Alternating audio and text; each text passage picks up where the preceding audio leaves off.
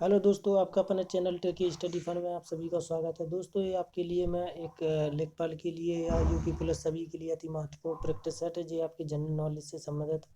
यहाँ पर मैं आपको लगभग 25 क्वेश्चन करवाऊंगा। वो एक बार वीडियो को पूरा देखना, अति महत्वपूर्ण क्वेश्चन है। क्वेश्चन नंबर पहला लिखा है यहाँ पर, राज्यसभा का प्रधानाध्यक्ष कौन होता है। ऑप्शन नंबर एक कहता है राज्यसभा में विपक्ष का नेता, दूसरा है अध्यक्ष, तीसरा है भारत का उपराष्ट्रपति, चौथा है प्रधानमंत्री। तो यहाँ पर आपका सही सही आंसर हो जाएगा ऑप्शन नंबर सी, भारत का उपराष्ट्रपति आपकी राज्यसभा का प्रधानाध्यक्ष होता है। ऑप्शन नंबर दूसरा देखते हैं। क्वेश्चन नंबर दूसरा यहाँ पर लिखा है कि मनुष्य का रक्त लाल निम्नलिखित में किसकी उपस्थिति के कारण होता है। दूसरा क्वेश्चन है, मनुष्य का रक्त लाल निम्न में किसकी उपस्थिति के कारण होता है। पहला ऑप्शन है आपका लाल रक्त कोशिकाओं में हीमोग्लोबिन के कारण, दूसरा है प्लाज्मा में हीमोग्लोबिन के कारण, तीसरा है आरबीसी में हेमोसाइनिन की उपस्थिति के कारण, चौथा ऑप्शन है हेमोसाइनिन प्लाज्मा के कारण। तो यहाँ पर आपका सही ऑप्शन हो जाएगा लाल रक्त कोशिकाओं में हीमोग्लोबिन के कारण आपका मनुष्य का लाल रक्त लाल होता है। और इसमें हीमोग्लोबिन में आपका हीम होता है और जिसमें Fe आपका तत्व होता है, लोहा होता है लाल रक्त कोशिकाओं में। यहाँ पे ऑप्शन नंबर पहला सही हो जाएगा, लाल रक्त कोशिकाओं में हीमोग्लोबिन का। क्वेश्चन नंबर तीसरा देखते हैं। यहाँ पर लिखा है भारत में विधान परिषद का सदस्य बनने के लिए न्यूनतम आयु कितनी होनी चाहिए। विधान परिषद में सदस्य बनने के लिए न्यूनतम आयु आपकी 30 वर्ष होनी चाहिए और विधानसभा लोकसभा में आपकी 25 वर्ष होनी चाहिए न्यूनतम। तो विधानसभा में आपकी 30 वर्ष हो जाएगी। यहाँ पे सही ऑप्शन हो जाएगा option number B. Question number चौथा देखते हैं। कुचिपुड़ी किसका शास्त्रीय नृत्य शैली है। कुचिपुड़ी किसका शास्त्रीय नृत्य शैली है। ऑप्शन नंबर ए आंध्र प्रदेश, दूसरा है केरल, तीसरा है तमिलनाडु, चौथा है कर्नाटक। यहाँ पर आपका सही ऑप्शन हो जाएगा ऑप्शन नंबर एक, आंध्र प्रदेश आपकी कुचिपुड़ी का शास्त्रीय नृत्य है। कुचिपुड़ी का शास्त्रीय नृत्य है आंध्र प्रदेश का। क्वेश्चन नंबर नेक्स्ट देखते हैं। यहाँ पर लिखा है निम्नलिखित में से कौन सा उपकरण विद्युत ऊर्जा को यांत्रिक ऊर्जा में परिवर्तित करता है। पहला ऑप्शन है विद्युत मोटर, दूसरा है जनरेटर, तीसरा है स्पीकर, चौथा है विद्युत तापक। स्पीकर है जो तो आपका विद्युत ऊर्जा को ध्वनि ऊर्जा में परिवर्तित करता है।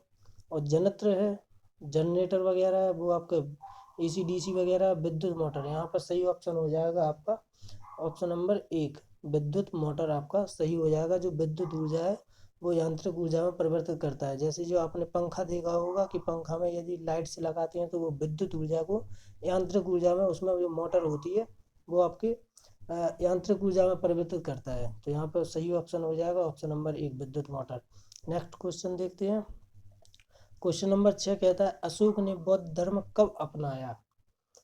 अशोक ने बौद्ध धर्म कब अपनाया। कलिंग युद्ध से पूर्व, कलिंग युद्ध के बाद, उसकी मृत्यु के ठीक पहले, चौथा कह रहा है कि जब वह युवराज बना था। तो यहाँ पर सही ऑप्शन है आपका ऑप्शन नंबर दूसरा, कलिंग युद्ध के बाद वो अशोक ने बौद्ध धर्म अपनाया था। नेक्स्ट क्वेश्चन देखते हैं। यहाँ पर लिखा है निम्नलिखित में से किस अनुच्छेद में मौलिक कर्तव्यों की को सूचीबद्ध किया गया है। मौलिक कर्तव्यों को किस अनुच्छेद में सूचीबद्ध किया गया है। यहाँ पर ऑप्शन नंबर एक है अनुच्छेद 51A, दूसरा अनुच्छेद 52, अनुच्छेद 53, अनुच्छेद 54। यहाँ पर सही जवाब हो जाएगा आपका अनुच्छेद 51A में मौलिक कर्तव्यों का को सूचीबद्ध किया गया है। नेक्स्ट क्वेश्चन देखते हैं। क्वेश्चन नंबर नेक्स्ट क्वेश्चन लिखा है कि 1857 के विद्रोह के दौरान भारतीय सिपाहियों द्वारा किसे हिंदुस्तान का सम्राट घोषित किया गया। 1897 के विद्रोह के दौरान भारतीय सिपाहियों द्वारा किसे हिंदुस्तान का सम्राट घोषित किया गया। ऑप्शन नंबर एक है बहादुर शाह जफर, दूसरा औरंगजेब, तीसरा अकबर, चौथा है नाना साहब। तो यहाँ पर आपको पता होगा कि अकबर और जो औरंगजेब है ये आपके बहुत पुराने हैं। 1857 से इनसे कोई लेना देना है तो है नहीं है। नाना साहब और बहादुर साहब में आपको कन्फ्यूजन हो सकता है। यहाँ पर सही होगा आपका ऑप्शन नंबर एक है बहादुर शाह जफर, आपके 1857 को के विद्रोह में हिंदुस्तान का सम्राट घोषित किया गया था बहादुर शाह जफर को। क्वेश्चन नंबर 9 देखते हैं। यहाँ पर लिखा है निम्नलिखित में कौन जनसंख्या परिवर्तन का महत्वपूर्ण निर्धारक है। तो इसका सही जवाब होगा आपका प्रवासन। प्रवासन का मतलब होता है एक स्थान से दूसरे, एक जिले से दूसरे जिले में पहुंचना या एक राज्य से दूसरे राज्य में पहुंचना।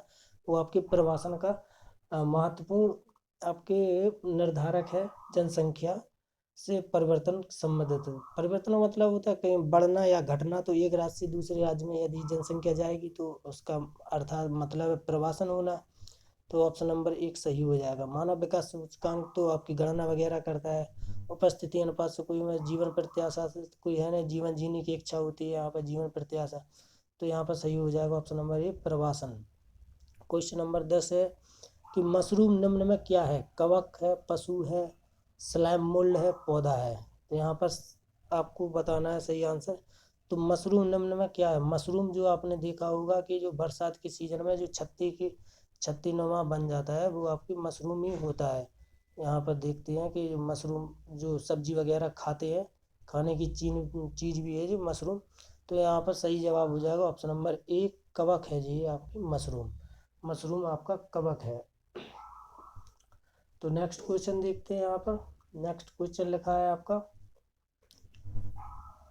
राष्ट्रीय आय से क्या तात्पर्य है? राष्ट्रीय आय से क्या तात्पर्य है? ऑप्शन नंबर 1 कह रहा है सरकार की आय, सरकार का बजट, आय कारक का कुल योग। चौथा लिखा है सार्वजनिक क्षेत्र की इकाई का लाभ।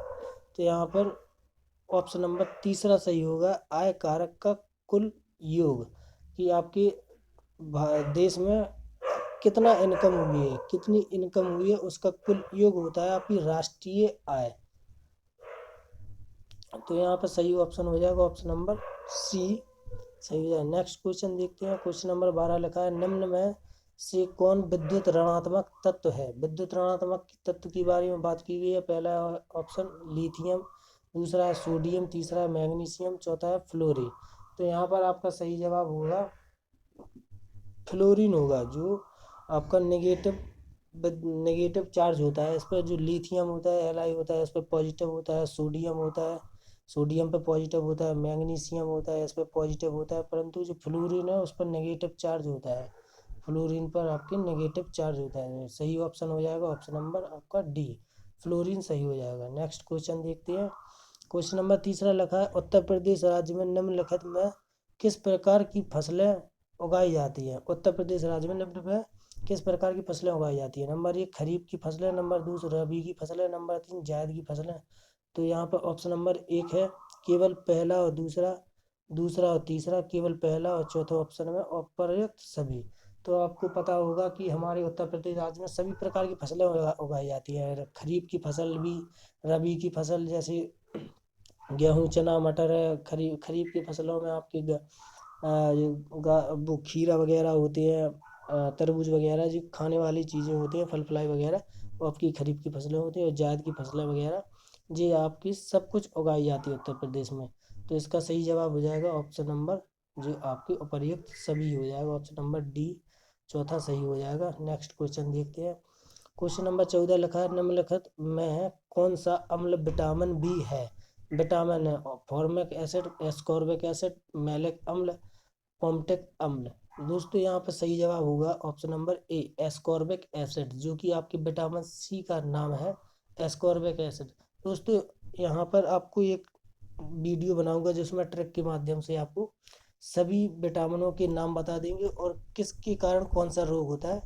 एक ट्रिक है उसकी वो आपको वीडियो बना दूंगा, तो आप देख सकते हैं। तो दोस्तों जो लोग चैनल पर पहली बार आए हैं वो चैनल को लाइक कर दें, शेयर कर दें और सब्सक्राइब कर लें और बेल आइकन पर क्लिक कर दें, जिससे आने वाले सभी नोटिफिकेशन आप तक पहुंचते रहें। तो दोस्तों नेक्स्ट क्वेश्चन देखते हैं। क्वेश्चन नंबर 15 कहता है गांधी जी ने दांडी सत्याग्रह क्यों शुरू किया?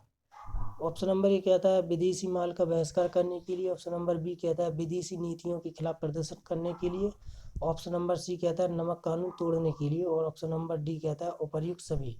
तो यहाँ पर आपको सही जवाब देना है कि गांधी जी ने दांडी सत्याग्रह क्यों शुरू किया था।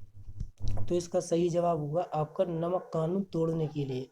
आप लोग सोच रहे होंगे यहाँ पर उपर्युक्त सभी, तो आपका उपर्युक्त सभी आपका गलत है, बी गलत है, ए गलत है। आपका सही होगा ऑप्शन नंबर सी, नमक कानून तोड़ने के लिए गांधी जी ने दांडी सत्याग्रह शुरू किया था।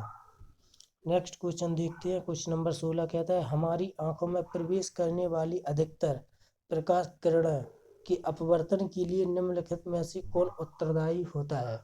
हमारी आंख है, उसमें प्रकाश प्रवेश करता है, तो उसका अपवर्तन मतलब उसका अंदर की ओर आना, वो आपके अपवर्तन हो जाता है, अंदर झुक जाना। जैसे आपके प्रकाश यहाँ पर आती है, जी आपका कोई कांच वगैरह है, दर्पण है, तो यहाँ पर प्रकाश आएगी, तो यहाँ पर यदि इसी में वापस लौट जाती है तो आपका ये परावर्तन कहलाता है।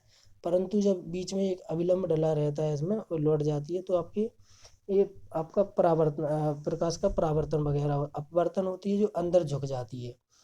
या तो अविलंब की ओर झुक जाती है, या तो अविलंब से दूर झुक जाती है। परंतु जो माध्यम होती है, या तो वायु कांच हो सकती है, अलग अलग माध्यम में अलग अलग अनुसार आपको, या तो माध्यम जैसा भी हो वहाँ पर उस माध्यम के अनुसार ये प्रकाश की किरण या तो अविलंब की ओर झुक जाएगी, या तो अविलंब की ओर दूर चली जाएगी।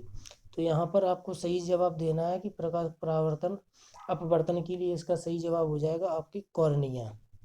कॉर्निया है जो आपकी बगल में, आंखों की बगल में रहती है। रेटिना पर तो आपका प्रतिबिंब वगैरह बनता है, तो जो कॉर्निया होती है बगल में, वो आपके प्रकाश के अपवर्तन करती है, जितनी उसको क्षमता होती है उतनी वो प्रकाश को ले लेता है।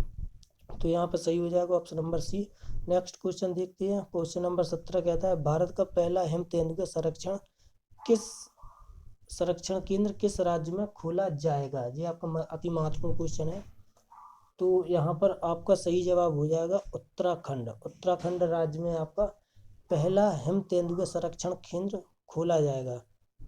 नेक्स्ट क्वेश्चन देखते हैं। क्वेश्चन नंबर 18 कहता है, कोबोल का पूर्ण रूप है, जो कि आपकी कंप्यूटर की भाषा है जो कोबोल, उसका पूर्ण रूप बताना है कि इसका पूर्ण रूप क्या है। इसका सही आंसर होगा, पहला ऑप्शन देखते हैं, common basic operating language, computer basic oriented language. Option number C कहता है computer based operating language. Option number D कहता है कॉमन बिजनेस ओरिएंटेड लैंग्वेज। तो यहाँ पर सही जवाब होगा आपका common business oriented language. Option number C यानी कि डी सही होगा आपका, कॉमन बिजनेस ओरिएंटेड लैंग्वेज आपका सही होगा। नेक्स्ट क्वेश्चन देखते हैं। क्वेश्चन नंबर 19 कहता है, निम्नलिखित में से कौन सी नदी सिंधु नदी की सहायक नदी है। सिंधु नदी की सहायक नदी है गंगा, घाघरा, चिनाब, यमुना। तो गंगा और यमुना, तो गंगा की सहायक नदी यमुना है, तो ये तो आपका पहला और दूसरा तो गलत हो जाएगा। तो यहाँ पर पूछा जा रहा है सिंधु नदी की सहायक नदी कौन सी है। तो यहाँ पर सही जवाब होगा आपका चिनाब। चिनाब नदी है जो, वो आपकी सिंधु नदी की सहायक नदी है। क्वेश्चन नंबर 20 देखते हैं। क्वेश्चन नंबर 20 में लिखा है, किसी निकाय पर किया गया कार्य, यहाँ पर आपको रिक्त स्थान भरना है क्या है। किसी निकाय पर किया गया कार्य केवल एक सदिश राशि है, केवल एक अदिश राशि है, केवल एक सदिश और अदिश दोनों है, ना तो अदिश है और ना ही सदिश है। तो यहाँ पर आपको सही जवाब देना है। तो यहाँ पर सही जवाब होगा आपका केवल यह एक अदिश राशि है, जो आपका कार्य है, कार्य बराबर आपका बल गुणा विस्थापन होता है, वो आपकी अदिश राशि है। अदिश राशि में क्या है, आपकी अदिश राशि में केवल परिमाण की आवश्यकता होती है, दिशा की नहीं होती है। और सदिश राशि में आपको परिमाण और दिशा दोनों की आवश्यकता होती है। और जो कार्य है, वो आपका कार्य जैसे 5 न्यूटन का आपका कार्य किया गया है, तो परंतु कोई इसमें परिमाण तो है, दिशा दिशा नहीं है कि किस रूप में कार्य किया गया है। जैसे हमने खाना खाया तो हमने 500 कैलोरी ऊर्जा ली हमने, तो ये आपकी कार्य हो गया, हमने कार्य किया, परंतु किस दिशा में किया इसका कोई वो नहीं है। तो यानी कि यहाँ पर सही जवाब हो जाएगा आपका केवल ये एक अदिश राशि। अदिश राशि में आपकी परिमाण की आवश्यकता होती है, दिशा की नहीं होती है। ऐसी कार्य में दिशा की आवश्यकता नहीं है, परिमाण की आवश्यकता है। तो ऑप्शन नंबर आपका बी सही हो जाएगा। कोई नेक्स्ट क्वेश्चन देखते हैं। क्वेश्चन नंबर 21 लिखा है, इसमें लिखा है, निम्नलिखित में से कौन एक ऑपरेटिंग सिस्टम नहीं है। लिनक्स, विंडो, ओरेकल और डॉस। यहाँ पर आपको सही जवाब देना है कि इसमें ऑपरेटिंग सिस्टम कौन सा नहीं है। लिनक्स आपका ऑपरेटिंग सिस्टम है, विंडो आपका ऑपरेटिंग सिस्टम है, कंप्यूटर वगैरह में आपकी विंडो वगैरह होती है, लिनक्स होती है, MS DOS वगैरह होती है, ये सभी आपके ऑपरेटिंग सिस्टम है। परंतु यहाँ पर जो ओरेकल है जो, वो आपका ऑपरेटिंग सिस्टम नहीं है, यानी कि ऑप्शन नंबर इसमें सी सही हो जाएगा।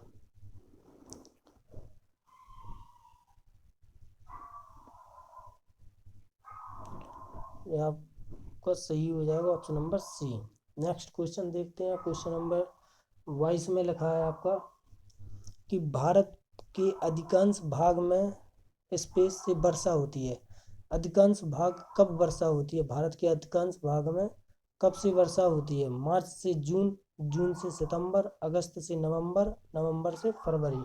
तो यहाँ पर आपको पता होगा कि सही जवाब यहाँ पर आपका जून से सितंबर है। जब आपके जुलाई अगस्त स्कूल वगैरह खुलने के पहले का टाइम होता है, जो सावन का महीना होता है, तब से जून से आपकी वर्षा प्रारंभ हो जाती है और सितंबर तक। फिर इसके बाद आपकी सर्दी वगैरह स्टार्ट हो जाती है। यानी यहाँ पर सही हो जाएगा ऑप्शन नंबर बी सही हो जाएगा, जून से सितंबर। नेक्स्ट क्वेश्चन देखते हैं। क्वेश्चन नंबर 23 में लिखा है आपका निम्नलिखित में कौन सा रोग फेफड़े का रोग है? यहाँ पर आपको सही जवाब देना है कि इनमें से कौन सा रोग फेफड़े का रोग है। एलर्जी, तपेदिक, धनुस्तंभ, कैंसर। फेफड़े का रोग बताना है आपको। यहाँ पर सही जवाब होगा आपका जो तपेदिक होता है, तपेदिक बुखार वगैरह होता है, वो फेफड़े से संबंधित होता है, ना कि एलर्जी। एलर्जी आपका है नहीं है। धनुस्तंभ आपके हृदय से होता है। कैंसर भी आपके ब्लड से ब्लड कैंसर होता है। और भी यहाँ पर अन्य रोगों को भी अन्य अंगों को भी प्रभावित करता है कैंसर। परंतु यहाँ पर जो फेफड़े को प्रभावित करने वाला तपेदिक होता है। हुक्म सही होगा यहाँ पर, नंबर दूसरा सही होगा। तो दोस्तों वीडियो अच्छी लग रही हो तो एक बार सब्सक्राइब जरूर कर देना और बेल आइकन पर क्लिक कर देना। वीडियो को शेयर भी कर देना अपने सगी संबंधी को भी इस प्रैक्टिस सेट का लाभ मिल सके। नेक्स्ट क्वेश्चन देखते हैं। क्वेश्चन नंबर 24 कहता है निम्नलिखित में से किसने अपने अंतर्राष्ट्रीय करियर में सबसे तेज 22,000 रन बनाए हैं? यहाँ पर जो 22,000 रन इसमें किसने बनाए हैं? ऑप्शन नंबर 1 विराट कोहली, दूसरा के राहुल, तीसरा शर्मा, चौथा है सुरेश रैना। यहाँ पर आपका सही जवाब हो जाएगा ऑप्शन नंबर ए, विराट कोहली। विराट कोहली ने अपने अंतर्राष्ट्रीय करियर में सबसे तेज या सबसे जल्दी 22,000 रन बनाए हैं। नेक्स्ट क्वेश्चन देखते हैं। क्वेश्चन नंबर 25 कहता है ऑक्सफोर्ड लैंग्वेज की वार्षिक रिपोर्ट के अनुसार निम्नलिखित में से किसे 2021 के लिए वर्ड ऑफ द ईयर नामित किया गया? ऑक्सफोर्ड लैंग्वेज की वार्षिक रिपोर्ट के अनुसार किसे 2021 के लिए वर्ड ऑफ द ईयर नामित किया गया है? तो यहाँ पर पहला ऑप्शन है वैक्स, दूसरा है प्रोटीन, तीसरा है वैक्सीन, चौथा है वायरस। तो आपको यहाँ पर सही जवाब बताना है। इसका सही जवाब आपको कमेंट बॉक्स में कमेंट कर देना है कि इसका सही जवाब क्या होगा। तो यहाँ पर मैं आपको बता देता हूँ, आप अपना कमेंट जरूर कर देना है। यहाँ पर सही जवाब होगा आपका ऑप्शन नंबर ए, जो कि वैक्स है, जो वैक्सीन से संबंधित है। वैक्स है, वैक्सीन नहीं है, ओनली वैक्स है, आधा का है इसमें वैक्स। वो आपका ऑक्सफोर्ड लैंग्वेज की वार्षिक रिपोर्ट के अनुसार 2021 के लिए वर्ड ऑफ द ईयर नामित किया गया है। तो दोस्तों वीडियो अच्छी लगी हो तो एक बार वीडियो को लाइक कर देना, शेयर कर देना और सब्सक्राइब कर देना। और जो एक बार पहली बार आए हमारे चैनल पर वो एक बार सब्सक्राइब कर दें। थैंक यू दोस्तों, मिलते हैं नेक्स्ट वीडियो में।